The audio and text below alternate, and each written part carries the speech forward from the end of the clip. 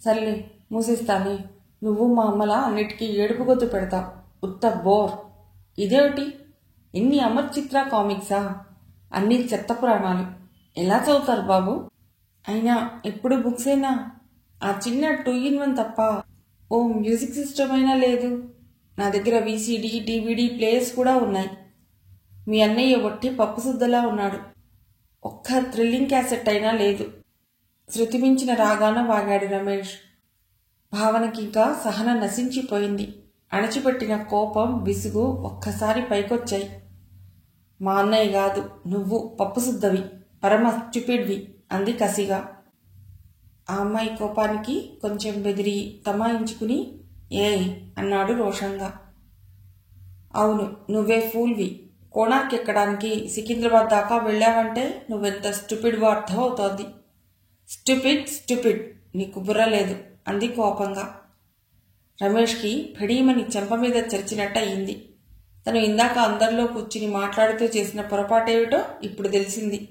ఉడుకుమొత్తనం వచ్చింది. నేను కాదు, నువ్వే స్టూపిడ్వి, నీకే బుర్ర లేదు. ఉక్రోషంగా అరిచి బల్ల మీదున్న పేపర్ వెయిట్ తీసి భావన మీదికి విసిరాడు. డ్రాయింగ్ రూమ్లో ఉన్న పెద్దవాళ్ళకి పిల్లలిద్దరూ ఒకళ్ళనొకళ్ళు స్టూపిడ్ అని తిట్టుకోవటం వినబడి పోట్లాటకి కారణం ఏమిటో కనుక్కోవటానికి గబగబా గదిగుమ్మం దగ్గరికి వచ్చారు. రమేష్ విసిరిన పేపర్ వెయిట్ భావన తలకి అరంగుళం పైనుండి దూసుకువెళ్లి గుమ్మం దగ్గర నించున్న శంకరం చెస్టుకి తగిలింది.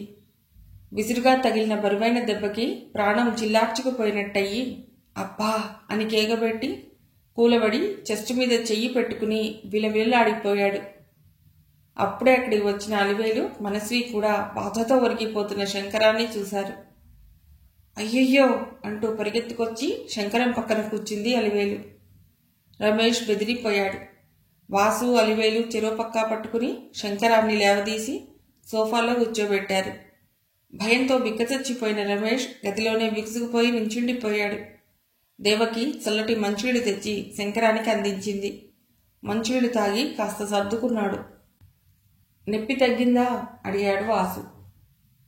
కాస్త సర్దుకుందిలేండి, చెస్ట్ మీద నెమ్మదిగా రాసుకుంటూ అన్నాడు శంకరం. అతడికి తన గారాల పుత్రుడి ప్రవర్తన చూసి తల కొట్టేసినట్టయింది. నెత్తిన పెట్టుకుని పెంచినందుకు ఇలా తయారయ్యాడా వీడు అనుకుని బాధపడ్డాడు. ఎందుకమ్మా ఉన్నట్టుండి పోట్లాడేసుకున్నారు? భయపడి తనను చుట్టుకుపోయి తన గుండెల్లో మొహం దాచేసుకున్న భావనని కూర్చోబెట్టి పక్కన కూర్చుని అడిగాడు వాసు. అన్నయ్యని పప్పుసుద్ద స్టూపిడ్ అంటున్నాడు డాడీ, బావురుమని ఏడ్చేస్తూ చెప్పింది భావన. ఈ 5 రోజులుగా అడిచిపెడుతున్న దుఃఖమంతా ఆ క్షణంలో వరదలా పొంగింది ఆ పిల్ల కళ్ళలోంచి. దేవకి భావనని ఒళ్ళోకి తీసుకుని వీపు నిమిరింది. భావన మాటలు విని శంకరం సిగ్గుతో తలదించేసుకున్నాడు. అయ్యో, మా విధవ నోటికి అడ్డు అదుపు లేకుండా పోతోంది నుదురు కొట్టుకుంది అలివేలు. గదిలో రమేష్ ఏ క్షణాన తుఫాను తన మీదికొచ్చి పడుతుందోనన్నట్టు మరింత బిగుసుకు నించున్నాడు. జరుగుతున్నదంతా మౌనంగా చూస్తున్న మనస్వి స్టెప్ తీసుకొచ్చి ఇది ఓసారి చూడనివ్వండి అని శంకరాన్ని పరీక్షగా చూశాడు. అబ్బే, తగ్గిపోయిందండి, ఇప్పుడు నొప్పేం లేదు, పైపైన తగిలింది అంటూ మొహమాట పడిపోయాడు శంకరం. గట్టి దెబ్బే తగిలిందిలేండి, కానీ మీరన్నట్టు కముకు దెబ్బలా పైపైనే తగిలింది. ఇంటికెళ్ళాక ఐస్ ప్యాక్ పెట్టండి, బాగా నొప్పిగా అనిపిస్తే దగ్గరలో ఫిజిషియన్కి ఎవరికైనా చూపించండి సలహా ఇచ్చాడు మనస్వి. శంకరం, అలివేలు రమేష్ని పిలవటానికి కూడా అభిమానపడుతున్నారని గ్రహించాడు వాసు. రమేష్, ఇలారా, మీ నాన్నగారికి పెద్ద దెబ్బ తగిలిందని భయపడుతున్నావా? రా, వచ్చి చూడు, హీజ్ ఆల్ రైట్ అని పిలిచాడు. రమేష్ నెమ్మదిగా యువతలికి వచ్చి తలంచుకుని నించున్నాడు. నువ్వు మీ నాన్నగారిని కొట్టాలన్న ఉద్దేశంతో విసరలేదుగా, పొరపాటున తగిలిందిలే, నిన్నెవరూ ఏమీ అనలులే అన్నాడు వాసు. రమేష్ తల మరింత కిందకు వాలిపోయింది. వాడి మరీ అంత ఈజీగా క్షమించేయకండి వాసు గారు. చూసావా రమేష్, అంకుల్ ఎంత మంచివారు. నువ్వు భావనని కొట్టాలని అంత బరువున్న పేపర్ వెయిట్ విసిరావు, అది మాకందరికీ తెలిసిపోయింది. భావన అదృష్టం కొద్దీ అది తనకి తగల్లేదు, కానీ మా దురదృష్టం నువ్వెంత దుష్టుడివో ఇన్నాళ్ళకు గానీ గ్రహించలేకపోయా. మరీ అంత పొగరా, రౌడీలాగా చిన్నపిల్ల మీద నీ ప్రతాపం హూంకరించాడు శంకరం. రమేష్ ఏమీ మాట్లాడలేదు. మొహంలో పొగరు మొత్తనం కూడా ఏమీ తగ్గించుకోలేదు.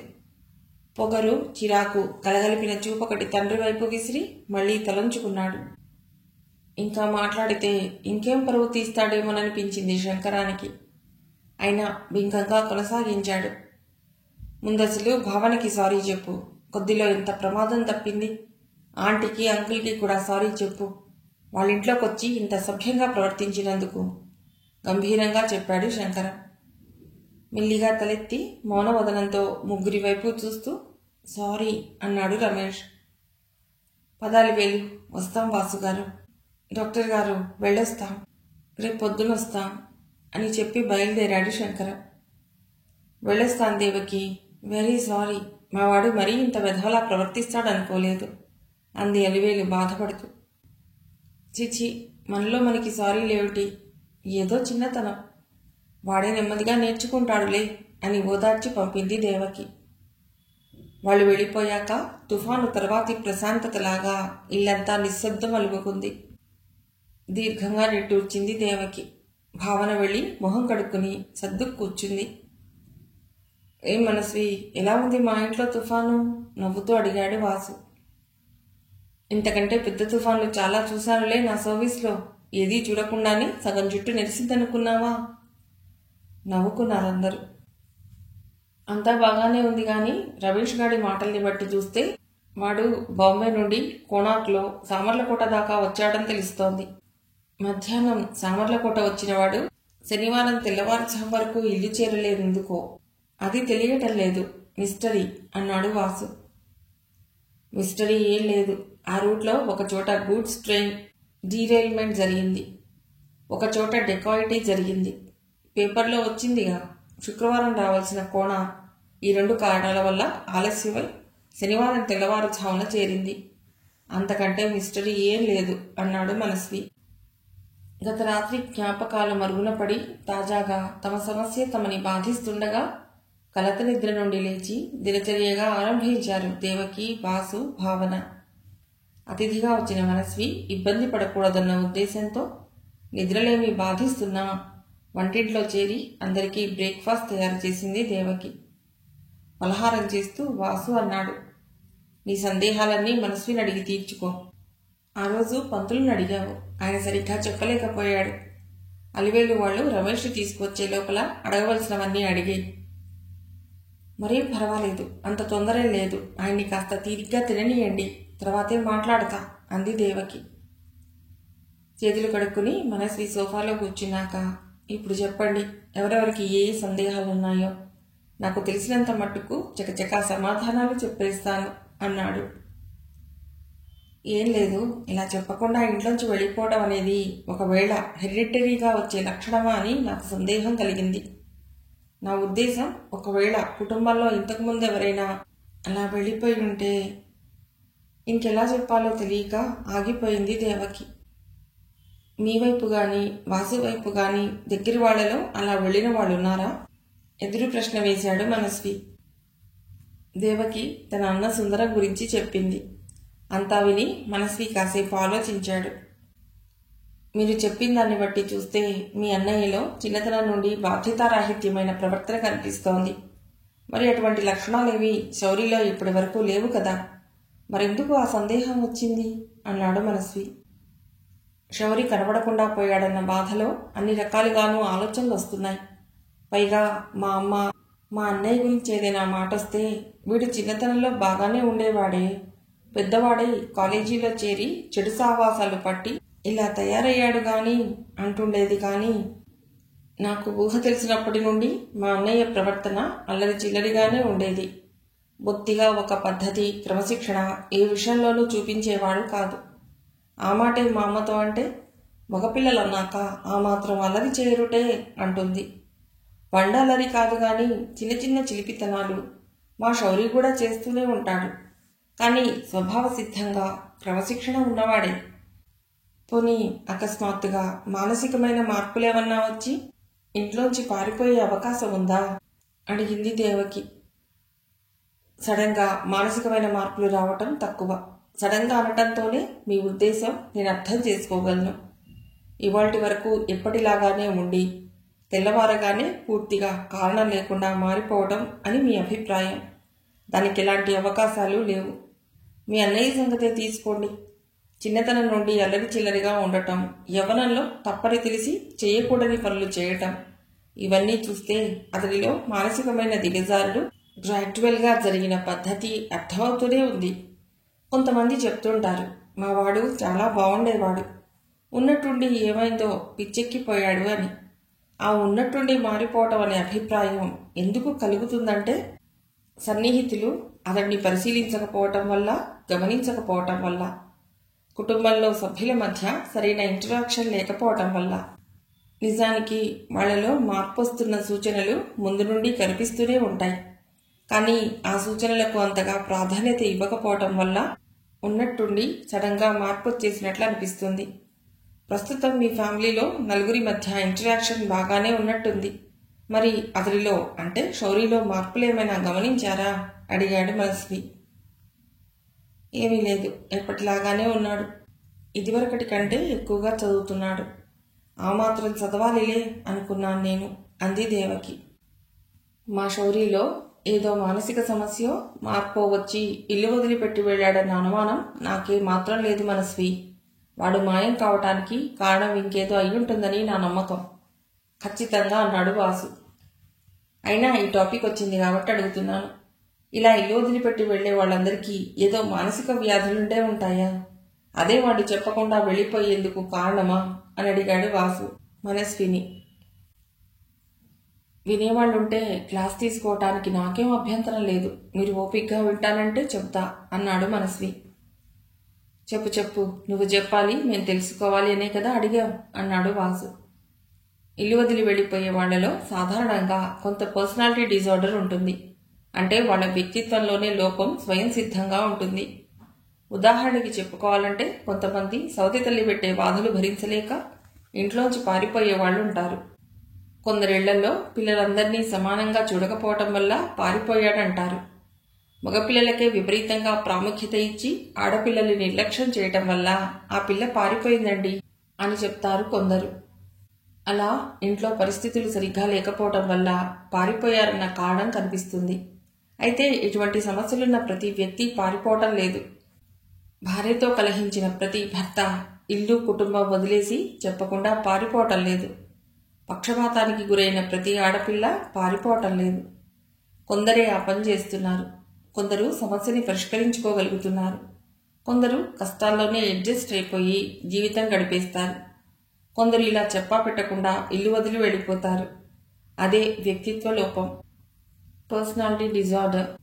అయితే కొందరిలో ఈ డిజార్డర్తో పాటు స్కిజోఫీనియా లాంటి మానసిక వ్యాధులు కూడా కలిసి ఉండవచ్చు, వివరించి చెప్పాడు మనస్వి. ఇప్పుడు మన రమేష్ని తీసుకో. వాడికి సవతి తల్లి, పేదరికం ఇలాంటి కుటుంబ సమస్యలేవీ లేవు. తల్లిదండ్రులకు ఒక్కడే కొడుకు. పక్షపాతానికి గురయ్యే ప్రసక్తి లేదు.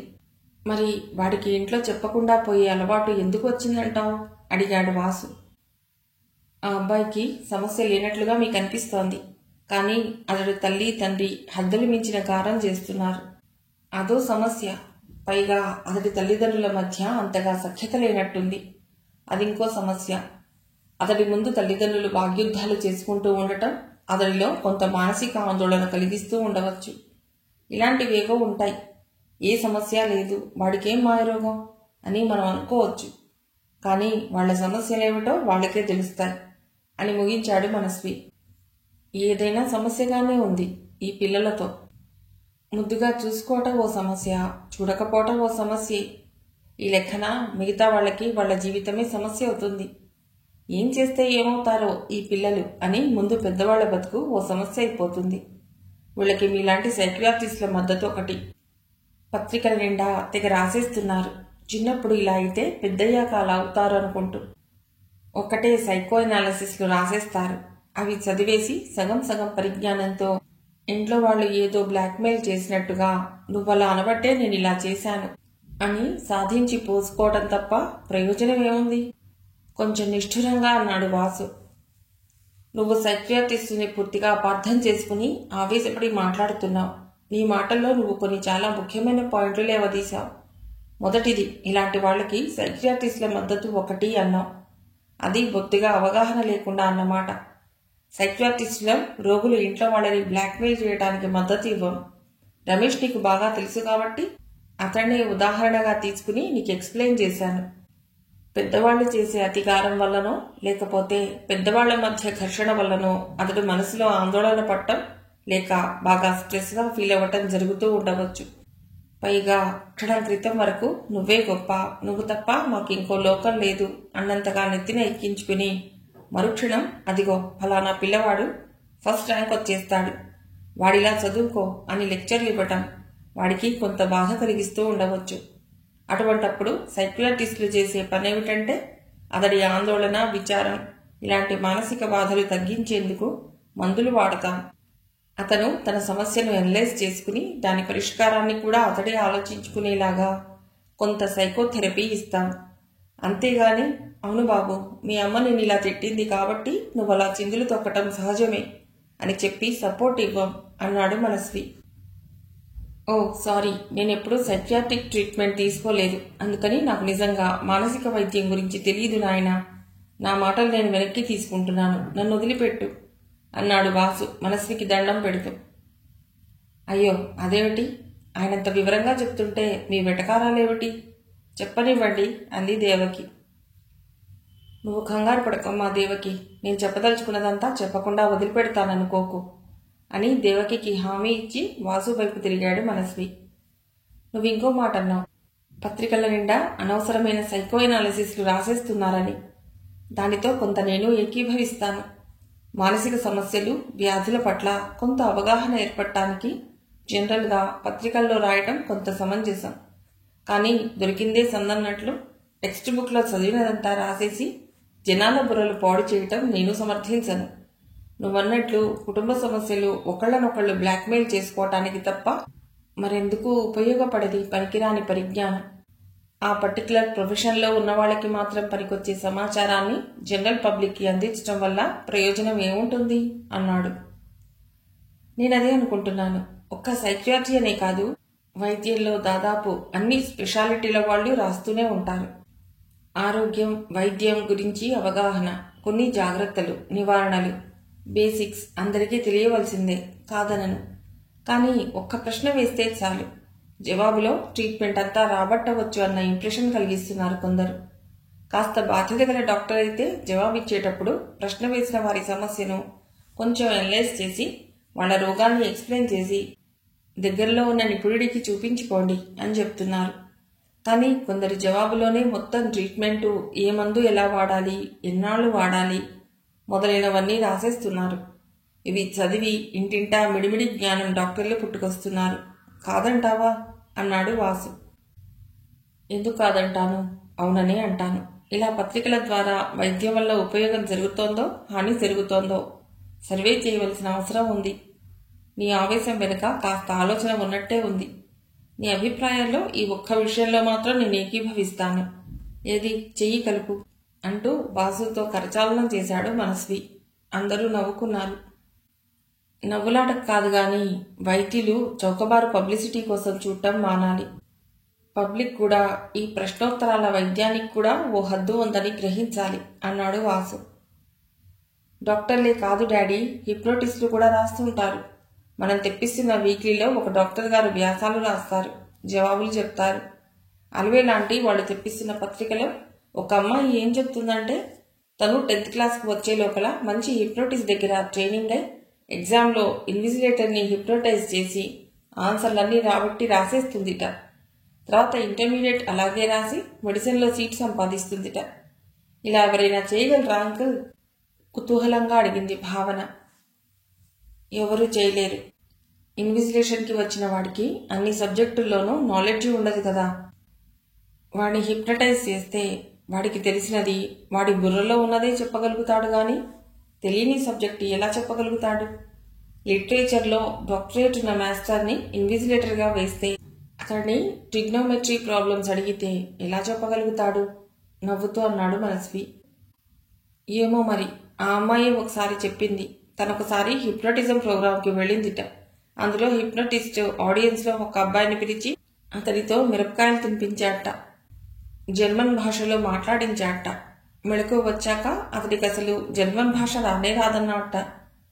మరి రాణి భాష మాట్లాడగలిగినప్పుడు రాణి సబ్జెక్ట్లో ఆన్సర్లు కూడా చెప్తారేమో అంది భావన.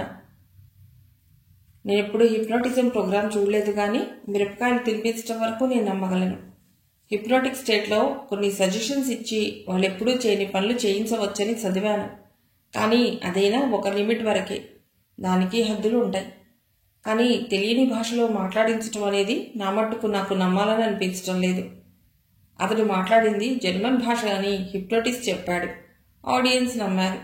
అది జర్మన్ భాషో కాదో తెలిసిన వాడు ఒక్కడైనా ఆడియన్స్లో ఉంటే గాని అది నిజమో కాదో తెలియదు.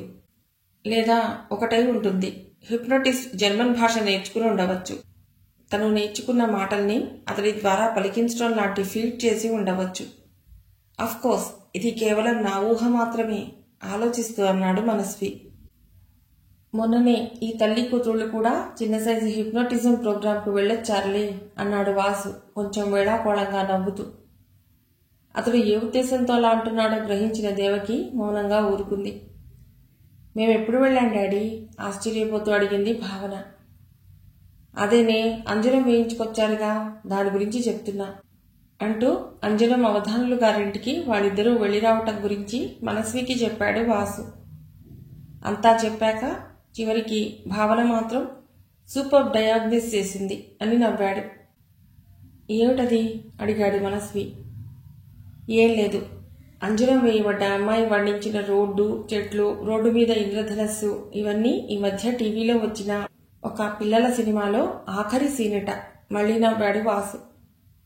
మనస్వికి కూడా నవ్వొచ్చింది. అది చాలా చిన్నపాటి హిప్నోటిజం అని అనుకోవచ్చునేమో. అమ్మవారు అమ్మాయి వంటి మీదికొచ్చి పలికింది అని నమ్మేవాళ్ళు నమ్ముతూనే ఉన్నారు. ఈ దైవ సంబంధం కలిగిన రిచువల్స్ జనానికి కొంత మనశ్శాంతిని కలిగిస్తుంటాయి. అందుకే ఇలాంటి అనంతకోటి విద్యలు మానవజాతి ఉన్నంత వరకు ఉంటూనే ఉంటాయి. ఒక 50 రూపాయలతో ఆ భ్రమ తీరిపోయింది. అంతకంటే ఎక్కువ నష్టం కలగలేదు అని సంతోషించి ఊరుకోవటమే ఇలాంటివి జరిగినప్పుడు అన్నాడు మనస్వి. అంతేలే, నరబలి ఇస్తే నిక్షిప్త నిధులు బయటపడతాయి అన్న నమ్మకంతో పిల్లల్ని బలిచ్చేంత మూఢనమ్మకం వల్ల జరిగే నష్టం, హాని కంటే అంజనంతో కనపడకుండా పోయిన వాళ్ల జాడ తెలుస్తుందన్న నమ్మకం వల్ల తక్కువ నష్టం, తక్కువ హాని కలుగుతాయి. ఇది లెస్సర్ ఈవిల్. ఇలా అనుకుని సరిపెట్టుకోవాల్సిందే అన్నాడు వాసు అంతకంటే చేసేదేమీ లేదన్నట్లు. కానీ హిప్నోటిజం మూఢనమ్మకం కాదుగా అంది దేవకి. అది మూఢనమ్మకం కాదు గాని అదే సర్వరోగ నివారణి అనుకోవటం మూఢనమ్మకం అవుతుంది. అసలు హిప్నటైజ్ కాబడాలన్నా, హిప్నటిక్ సజెషన్ తీసుకోవాలన్నా ఆ వ్యక్తి హిప్నటైజ్ అవ్వాలి, దానికి లోబడాలి అని మానసికంగా అంగీకరించాలి. నేను హిప్నటైజ్ అవ్వను అని తీర్మానించుకుని దృఢంగా ఉన్న వ్యక్తిని ఎవ్వరూ హిప్నటైజ్ చేయలేరు. ఇలాంటివి ప్రజల్లో తెలిసి తెలియక మానసిక వ్యాధి ఉన్నవారిని హిప్నోటిస్ట్ దగ్గరకు తీసుకెడుతూ ఉంటారు. మందుల సహాయంతో కుదుర్చవలసిన వ్యాధిని కేవలం హిప్నోటిజం వల్ల కుదుర్చటం అసాధ్యం అన్నాడు మనస్వి. డాడీ, మా క్లాస్ అమ్మాయి ఒకసారి ఒక తమాషా సంగతి చెప్పింది. అప్పుడే ఇంటికొచ్చి నిన్నో అమ్మనో అడగాలనుకున్నాను, కానీ అప్పటి నుండే యూనిట్ టెస్టులు స్టార్ట్ అయ్యాయి, మర్చిపోయాను అంది భావన. అడుగు తల్లి, నీకున్న సందేహాలన్నీ అడిగేయి, మనసులో ఏం పెట్టుకోకు అన్నాడు వాసు. మా క్లాస్ అమ్మాయి విజయ అనుంది. వాళ్ల పిన్నికి చిన్న బాబు పుట్టాడు. అది రోజు సాయంత్రం స్కూల్ నుండి సరాసరి హాస్పిటల్కు వెళ్లేది. వాళ్ల పిన్ని ఉన్నన్నాళ్ళు. అది ఒకరోజు చెప్పింది, వాళ్ల పిన్ని కొడుకు పుట్టిన మర్నాడు ఆ హాస్పిటల్లోనే ఇంకో బాబు పుట్టాట.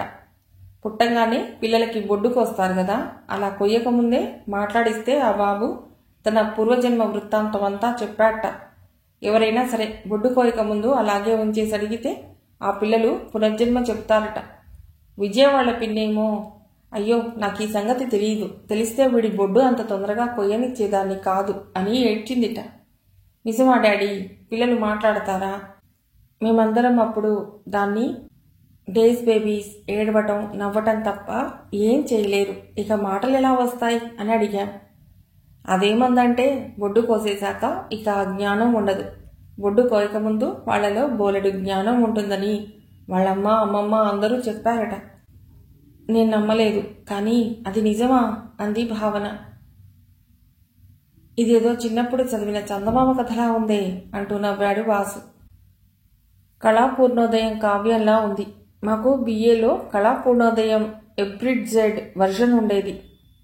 అది ఒరిజినల్ చదవాలనుకుంటుండేవాణ్ణి, కానీ ఎప్పుడూ తీరిక చేసుకుని చదవలా. అందులో ఇలాగే జరుగుతుంది. చివరికి కళాపూర్ణుడు పుట్టగానే ఏవేవో చెప్పి అందరూ చూస్తుండగానే ఆజానుబాహువుగా ఎదిగిపోయి సకల విద్యల్లో నిష్ణాతుడైపోతాడు. అదేదో వినోదం కోసము పాండిత్య ప్రకర్ష ప్రదర్శించుకునేందుకు రాసిన కావ్యం అయి ఉంటుంది. అలాంటివి చదివి సరిగ్గా అర్థమై అవ్వక, అంతరార్థం గ్రహించక, ఎవరో చెప్పగా విని ఏదో ఊహించేసుకుని ఈ పుకార్లు ప్రచారం చేసేస్తారనుకుంటా. నమ్మిన వాళ్ళు నమ్ముతారు, వాళ్ళు మళ్లీ ప్రచారం చేస్తారు. చివరికి అందులో ఎంతో కొంత నిజం ఉందేమోనన్న అనుమానం నమ్మని వాళ్లలో కూడా వచ్చేస్తుంది కాబోలు అంది దేవకి. Very good. తెలుగు సాహిత్యం, మూఢనమ్మకాలు టాపిక్స్ కలగలిపి మంచి అనాలిసిస్ చేశావు అన్నాడు వాసు మెచ్చుకోలుతో, కాస్త వేళాకోళం మేళవించి. వీళ్ల చర్చ ఇంకా ఎన్ని టాపిక్స్ మీద ఎన్ని రకాలుగా సాగేదో కానీ ఫోన్ గడగడా మోగటంతో చర్చలో అంతరాయం కలిగింది. రిసీవర్ తీసి హలో అన్న దేవకికి అవతల నుండి అలివేలి గొంతు వినబడింది. డాక్టర్ గారితో మాట్లాడటానికి ఇప్పుడు రావాలనుకుంటున్నా, రామా అని అడిగింది. మీకోసమే ఎదురు చూస్తున్నాను రండి అంది దేవకి. అలివేలి వాళ్ళు వస్తున్నారట అని చెప్పింది రిసీవర్ పెట్టేస్తూ. నిన్న వాళ్ళు అంత భయపడుతూ వెళ్లడం చూస్తే అసలు తెల్లవారగానే పరుగుపెట్టి వచ్చేస్తారేమోననుకున్నా అన్నాడు వాసు. టైం గడుస్తుంటే వేడి తగ్గడం సహజం. ఏదైనా జరిగినప్పుడు వెంటనే ఉన్న తొందర ఆ క్రైసిస్ పాస్ అయిపోయాక ఉండదు అన్నాడు మనస్వి. అమ్మో, రమేష్ వస్తాడంటే నాకేదోలా ఉంది. నేను వాడిని స్టూపిడ్ అనటం తప్పే గాని వాడు మరీ మెంటల్లాగా నన్ను అన్నయ్యని కలిపి స్టూపిడ్స్ అనేశాడు. ఒళ్ళు మండిపోతోంది కానీ మళ్ళీ వాడి మీద జాలి కూడా వేస్తోంది అంది భావన. నేను తిట్టినందుకు కోపం రావటం సహజం, కానీ జాలెందుకు వేస్తోంది కుతూహలంగా అడిగాడు మనస్వి. పాపం, తెలిసి తెలియక ఏవో రైళ్లు పట్టుకుని బొంబాయి వెళ్ళాడు కదా, అక్కడ ఏం కష్టాలు పడ్డాడో, ఎవరి చేత తన్నులు తిన్నాడో, అందుకే కొంచెం పిచ్చి పిచ్చిగా వాగి ఉంటాడు. అలా ఆలోచిస్తే పాపం జాలేస్తోంది అని చెప్పింది భావన. సైకో అనాలిసిస్ బాగానే చేస్తున్నావు. మెడిసిన్ చదివి సైకియాట్రిస్ట్విగా వృద్ధిలోకి వస్తావు మెచ్చుకున్నాడు మనస్వి. బాగానే ఉంది. పంతులు గారేమో దీనిది పోలీస్ బ్రెయిన్ అన్నారు, మీరేమో సైకియాట్రిస్ట్గా రాణిస్తుందంటారు. చివరికి ఇది ఏమైపోతుందో అంది దేవకి. అందరూ నవ్వారు. అలివేలు శంకరం వచ్చి తలుపు దగ్గర మొహమాట పడుతూ నిల్చున్నారు. రండి రండి, మీకోసమే తలుపు తెరిచి ఉంచా. కొత్త వాళ్ళగా అలా నిలబడిపోయారేమిటి హడావిడిగా ఆహ్వానించాడు వాసు. కొత్త వాళ్ళమే, మీ ఇంటికి ఇన్నిసార్లు వచ్చాం కానీ ఇంతలా మొహమాటం ఎప్పుడూ వేయలేదు. నిన్న రాత్రి జరిగిన దానికి తల తీసి ఎక్కడ పెట్టుకోవాలో తెలియట్లేదు అంది అలివేలు లోపలికి వస్తూ. వీఆర్ ఎక్స్ట్రీమ్లీ సారీ అన్నాడు శంకరం. వాళ్ళిద్దరి వెనకే వంచిన తలెత్తకుండా లోపలికి వచ్చాడు రమేష్. ఎందుకండి బాబు సారీలు గీరీలు, పిల్లలన్నాక ఏదో జరుగుతూ ఉంటాయి. అదే పట్టు కూర్చుంటే ఎలా, మర్చిపోవాలి. రాబోయ్ రమేష్. ఇప్పుడే అంటోంది మా భావన, రమేష్ అన్నయ్య ఏదో చిరాకులో ఉండి అలా మాట్లాడి ఉంటాడు, నేనే ఊరుకోవలసింది అని. నువ్వేం బాధపడకు, పొరపాట్లు జరుగుతుంటాయి అని రమేష్ని రిలాక్స్ చేయటానికి ప్రయత్నించాడు వాసు. రమేష్ ఇబ్బందిగానే ఓ చిరునవ్వు నవ్వి తలంచుకుని కూర్చున్నాడు. భావన ఏం చేయాలో తెలియని దానిలా 2 అడుగులు తన గదివైపు వేసి మళ్లీ వెనక్కి వచ్చి తండ్రి పక్కన సోఫాలో కూర్చుని బల్ల మీద పత్రిక ఏదో తీసి పేజీలు తిప్పింది. మనస్వి లేచి, ముందు మీ ఇద్దరితోనూ మాట్లాడతాను రండి అని శంకరం అలివేలును వేరే గదిలోకి తీసుకెళ్లాడు. నిన్న ఇక్కడ జరిగిన దానికి వాడు బాగా సిగ్గుపడుతున్నాడు డాక్టర్ గారు. ఇంటికెళ్ళాక నేను కేకలేశాను. వాళ్ల శౌర్య కనిపించక వాళ్ళెంతో దుఃఖంలో ఉన్నా కూడా మనకి ఉపకారం చేద్దామని నిన్ను ఆ సైకియాట్రిస్ట్కి చూపించడానికి తీసుకురమ్మన్నారు. నువ్వేమో వాళ్ళింట్లో వాళ్ళ అమ్మాయి మీదే రౌడీతనం చేస్తావా అని కోప్పడ్డానండి. బాధపడ్డాడులేండి. ఆ బాధలో ఎప్పుడూ లేంది చాలా ఎక్కువే మాట్లాడాడండి. ముందు మా మీద ధ్వజం ఎత్తి మీరెప్పుడూ నాకేదీ సరిగ్గా ఎక్స్ప్లెయిన్ చేయరు అంటూ పోట్లాటకొచ్చినట్టు మాట్లాడినా అసలు తను ఏ పరిస్థితిలో రైలెక్కేసి బొంబాయి వెళ్ళిపోయాడో చెప్పుకొచ్చాడండి. శంకరం రమేష్ చెప్పిందంతా మనస్వికి చెప్పాడు. ఆ అమ్మాయి ఇంట్లో అవమానం భరించలేక రోడ్లు పట్టుకుని రోజల్లా తిరిగి రైలెక్కేశానని చెప్పాడు గాని బొంబాయి వెళ్ళాక జరిగిందేమిటో మాత్రం చెప్పట్లేదండి. బాధపడింది అలివేలు. వాళ్ళిద్దరితోనూ కొంతసేపు మాట్లాడి మీరు వెళ్ళి రమేష్ని పంపించండి అన్నాడు మనస్వి. రమేష్ లోపలికి వచ్చి కూర్చున్నాడు. మనస్వి అడుగుతున్న ప్రశ్నలకి స్పందిస్తూ నెమ్మదిగా జరిగిందంతా అతడికి చెప్పడం మొదలెట్టాడు రమేష్. రమేష్ మనస్వితో మాట్లాడుతున్నప్పుడు అలివేలు, శంకరం రమేష్ వ్యవహారం దేవకీ వాసులకు చెప్పారు. ఇలా నేను చెప్పినట్లు తెలిస్తే వాడి తర్వాత నాతో పోట్లాడతాడేమో నాకు తెలియదు, కానీ చెప్పుకోవాలనిపించింది చెప్పేస్తున్నాను. అయినా వేలెడు లేడు వెధవ. వాడికో గర్ల్ ఫ్రెండు. దాని బర్త్డే గిఫ్ట్ ఇవ్వడానికి వీడి ఇంట్లోంచి 8,000 ఎత్తుకుపోతాడా? ఆలోచిస్తుంటే తల తిరిగిపోతోంది. తలచుకుని బాధపడింది అలివేలు. అయినా అసలు ఆ అమ్మాయి ఇంట్లో వాళ్ళు రమేష్ని అంతగా అవమానపరచడానికి కారణం కనిపించదు. పిల్లల్ని కాస్త కనిపెట్టుకునుండి ఇల్లు వదిలాక వీళ్ళేం చేస్తున్నారు, ఎలాంటి తిరుగుళ్ళు తిరుగుతున్నారు అని కనుక్కోవాల్సిన బాధ్యత గుర్తించరు. వాళ్ళమ్మాయి మగపిల్లలతో ఎక్కువగా స్నేహం చేయటం వాళ్ళకి ఇష్టం లేకపోతే అలా ఎందుకు తిరగకూడదో అర్థమయ్యేలా చెప్పుకోవాలి. బుద్ధులు నేర్పుకోవాలి. ఉన్నట్టుండి ఎవడో ఒకడిని చిత్తగొట్టేసినంత మాత్రాన అయిపోతుందా అన్నాడు వాసు. మేం మాత్రం వాళ్ళని విమర్శించే పరిస్థితిలో లేండి. మేం విచ్చలవిడిగా వదిలేసి ఏ పొరపాటు చేశామో అతిగా నిర్బంధించి వాళ్ళు అదే పొరపాటు చేశారు. అటు వాళ్ళ అమ్మాయి ఇటు మా అబ్బాయి కూడా పెద్దవాళ్ల కళ్ళు కప్పి సరదాలు సాగించుకోవాలని చూశారు విచారంగా అన్నాడు శంకరం. ఇక మీదట డాక్టర్ గారి సలహా గైడెన్స్ ప్రకారం జాగ్రత్త పడితే సరి. ఇంకా రమేష్ చిన్నవాడేగా, ఈ వయసులో అతడిలో మార్పు తీసుకురావటం అంత కష్టమని నేను అనుకోను అన్నాడు వాసు ఓదార్పుగా. వీళ్ళిలా మాట్లాడుకుంటుండగానే అప్పుడే వెళ్ళిపోతామనకండి అలివేలు. అందరం కలిసి ఇక్కడే భోంచేద్దాం. 10 నిమిషాల్లో ఏర్పాటు చేస్తాం. మీరు డాక్టర్ గారితో అన్నీ చర్చించండి తీరుబడిగా. సందేహాలేం మనసులో పెట్టుకోకండి అని వంటింట్లో చేరి పని మొదలుపెట్టింది దేవకి. కొంతసేపు శంకరం వాసులతో మనసులో బాధ చెప్పుకున్నాక అలివేలు దేవకి దగ్గరికొచ్చింది. ఎందుకు దేవకి మళ్ళీ పని పెట్టుకున్నావు? మేం వచ్చినప్పుడల్లా నీకు శ్రమిస్తూనే ఉన్నాం అంది. నాకు శ్రమేం లేదులే.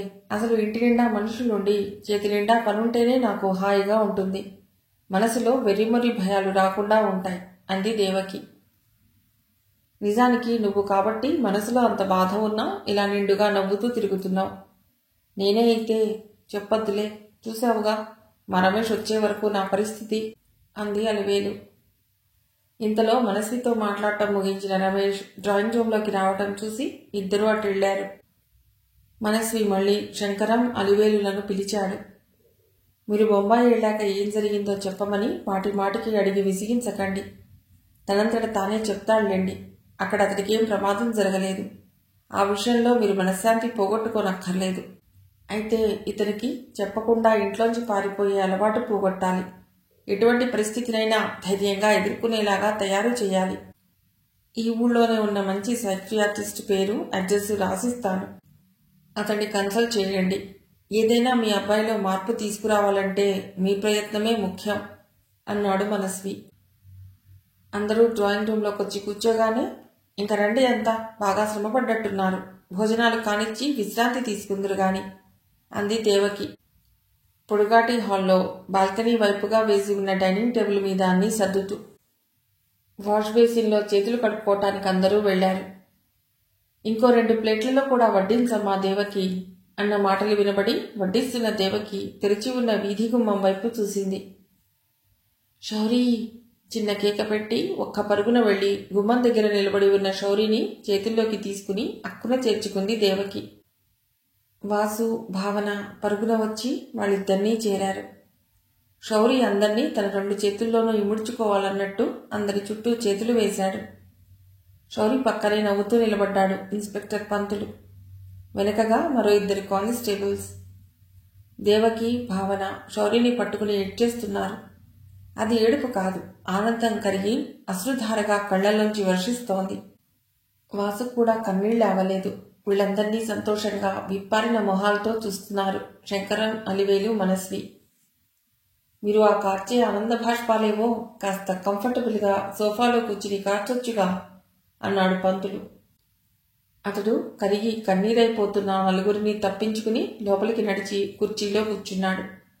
అతడి మాటలకు ఈ లోకంలోకొచ్చిన వాసు మెల్లిగా అందర్నీ లోపలికి నడిపించి కూర్చోబెట్టాడు.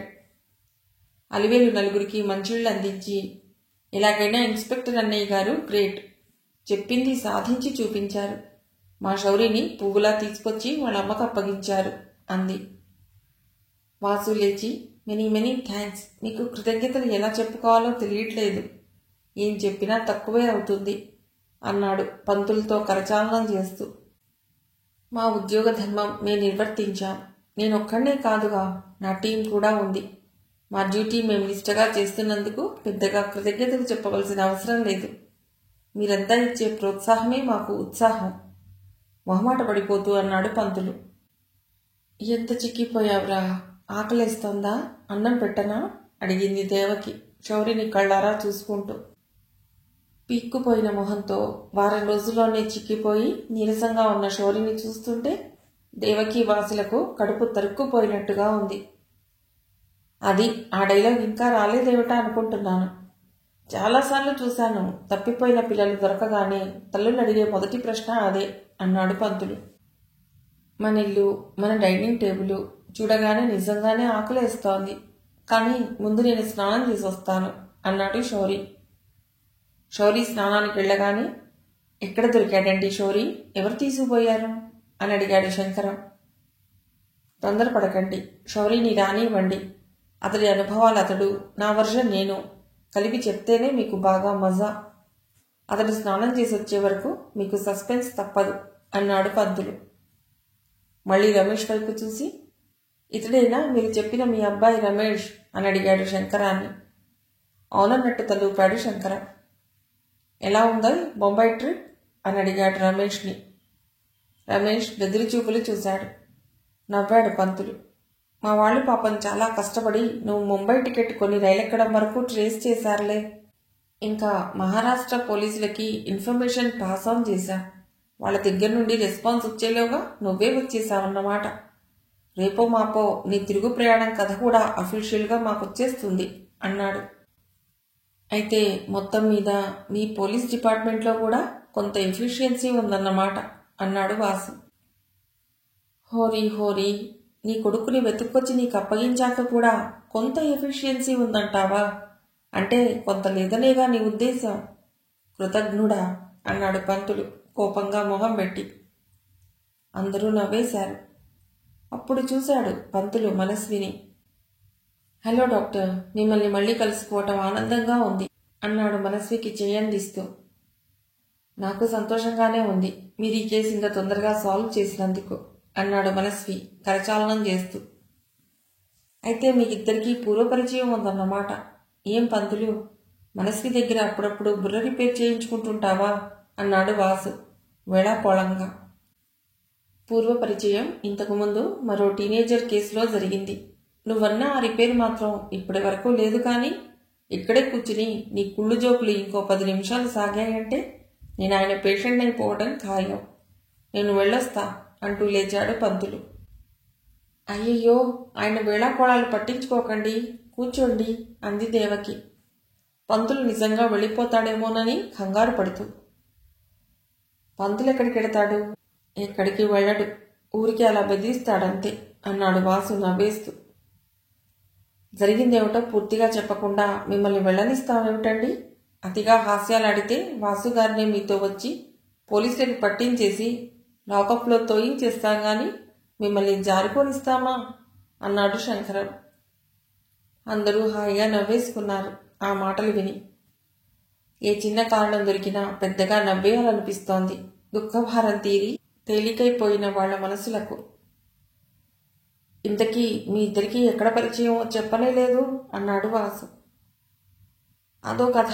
రాజీవ్ అని ఒక టీనేజ్ కుర్రవాడి ఆత్మహత్య సందర్భంగా ఇద్దరం కలుసుకున్నాం. తర్వాత ఇదిగో ఇప్పుడు కలుసుకున్నాం. నేను చాలా కేసుల విషయంలో మీలాంటి ఎక్స్పీరియన్స్డ్ సైకియాట్రిస్ట్ని కన్సల్ట్ చేయాలనుకుంటుంటా. కానీ టైం దొరక్క అలాంటి పథకాలన్నీ వాయిదా పడుతుంటాయి అన్నాడు పంతులు. మీకెప్పుడు తీరిక దొరికితే అప్పుడే రావచ్చు. యో వెల్కమ్ అన్నాడు మనస్వి. స్నానం ముగించుకొచ్చిన శౌరి, అమ్మయ్యా ఇప్పుడెంత హాయిగా ఉందో అన్నాడు తల్లిదండ్రుల మధ్యగా చోటు చేసుకుని కూర్చుని.